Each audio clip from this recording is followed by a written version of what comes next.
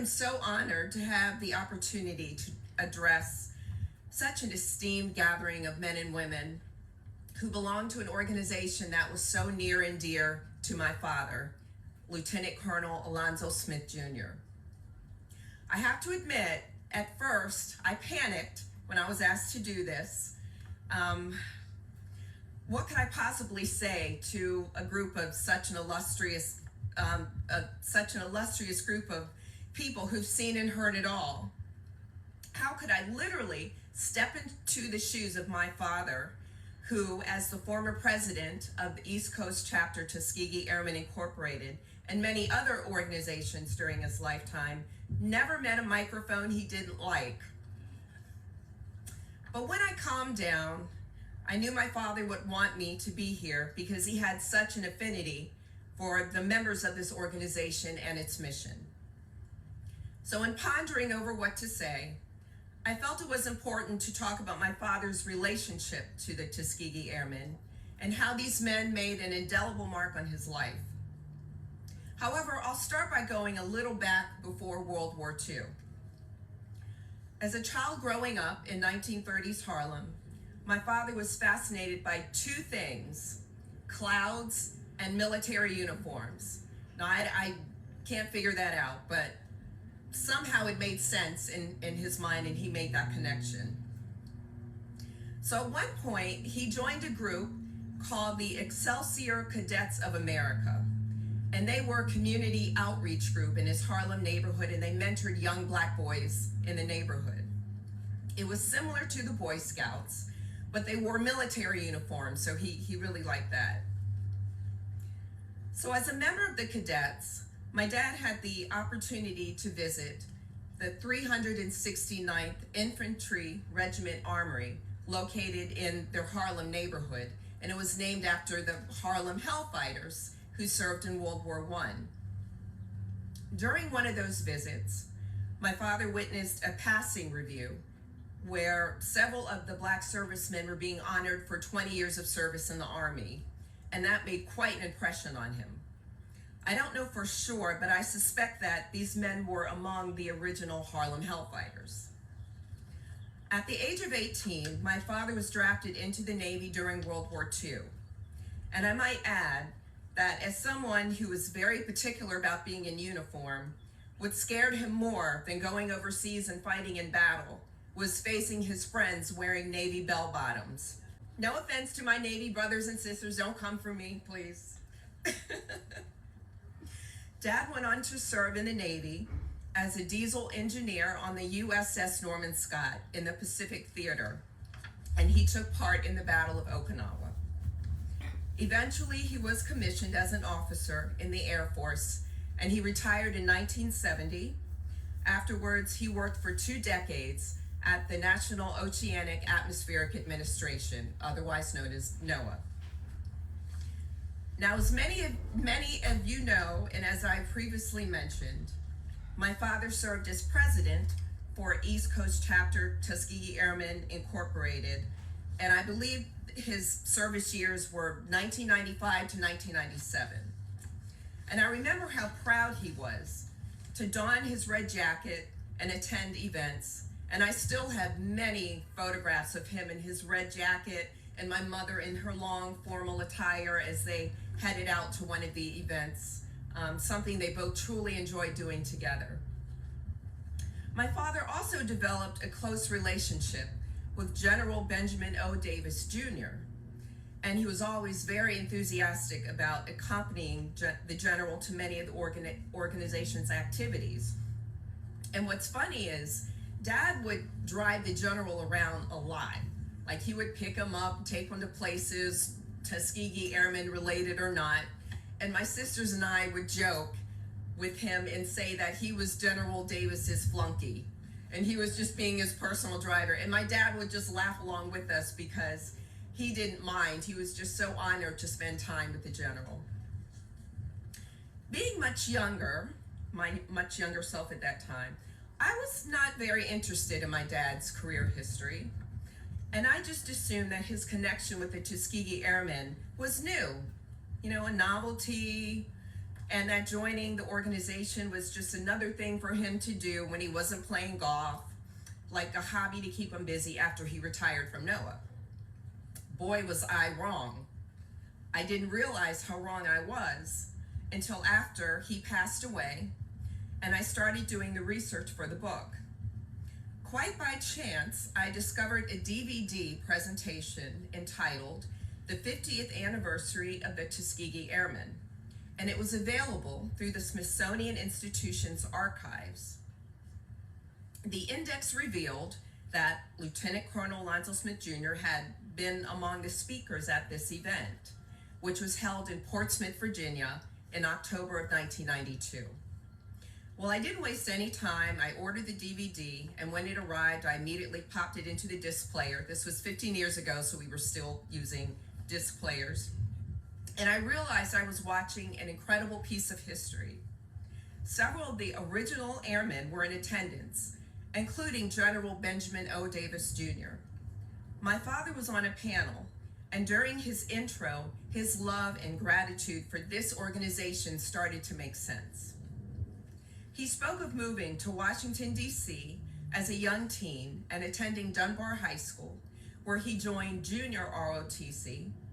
And one year at the citywide drill competition, and actually he made a point to say that technically it wasn't citywide because the white schools had their drill competition and the black schools had their drill competition.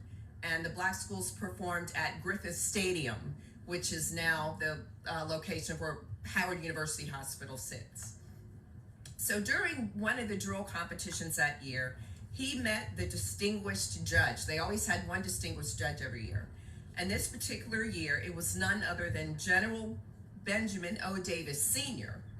Well, my father was beside himself because he had never seen black servicemen above the rank of captain when he was living in Harlem. But when he saw a black general for the first time, that just blew his mind.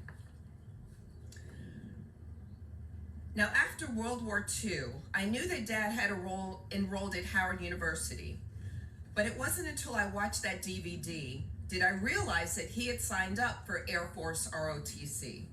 And that's when he came under the instruction and mentorship of a small group of intelligent, courageous, and dare I say, good-looking black pilots who trained at Tuskegee Institute.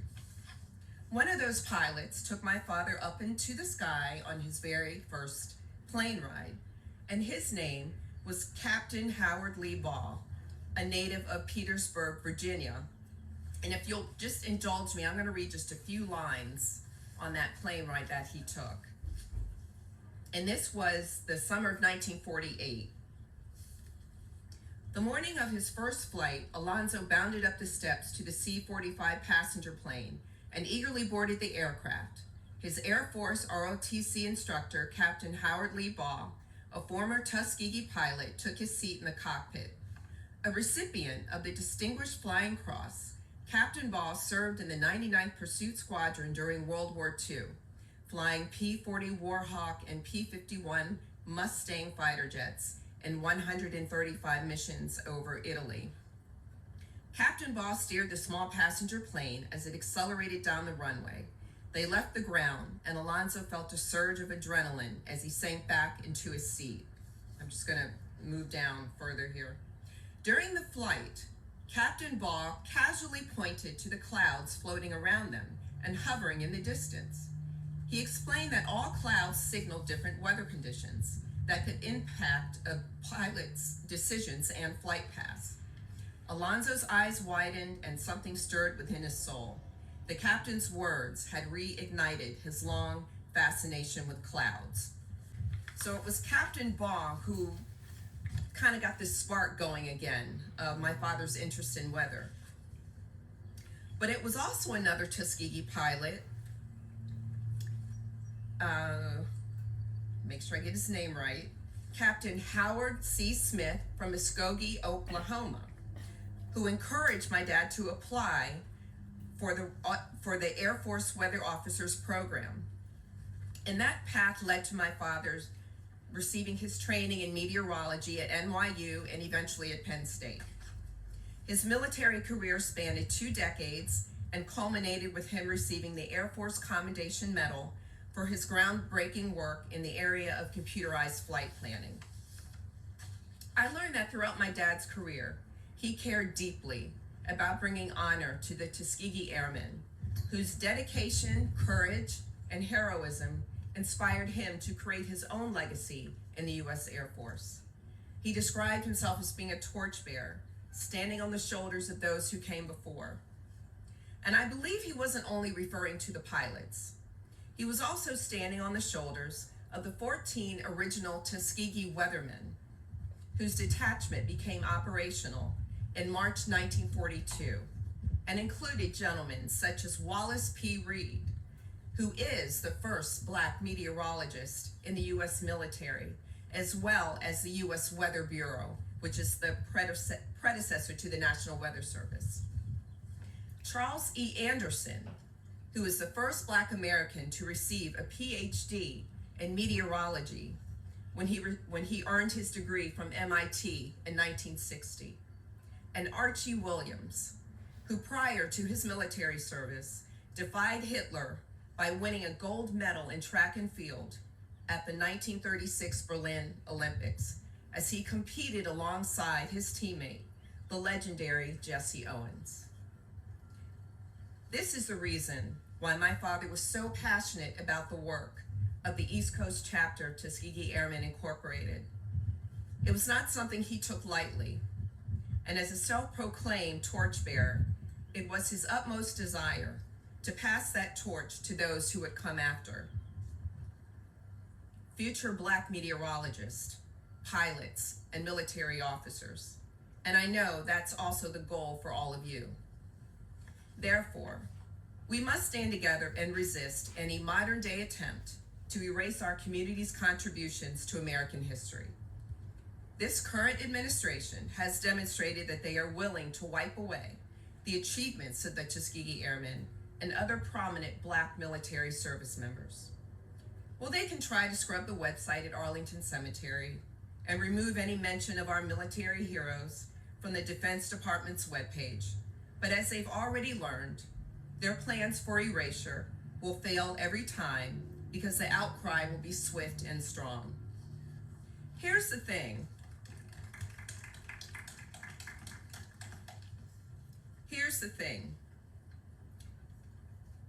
There may come a time when mainstream society ceases to tell our stories. So now more than ever, we cannot just lift our voices. We must recruit new voices. We cannot just use the same platforms. We must create new ones. If I can impart one thing from my father's life, it is that he understood the survival of any legacy or organization relies on innovation with an eye on the next generation. So yes, let's continue to teach and let's inspire, but let's also prepare and empower the young people to take the baton from us and become ambassadors so that the story of the Tuskegee Airmen will never become lost in the shadows of history. So in closing, I want to thank you again for allowing me to say a few things about Lieutenant Colonel Alonzo Smith Jr.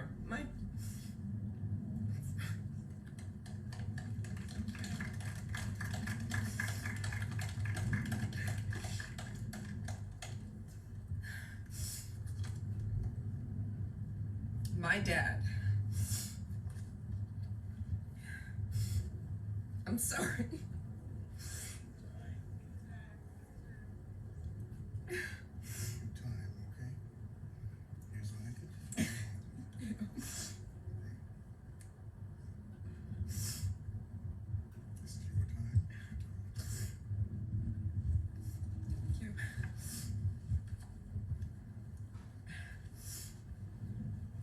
I know that if my father was here today, like you, he would be relentless in continuing the meaningful and necessary work of this great organization.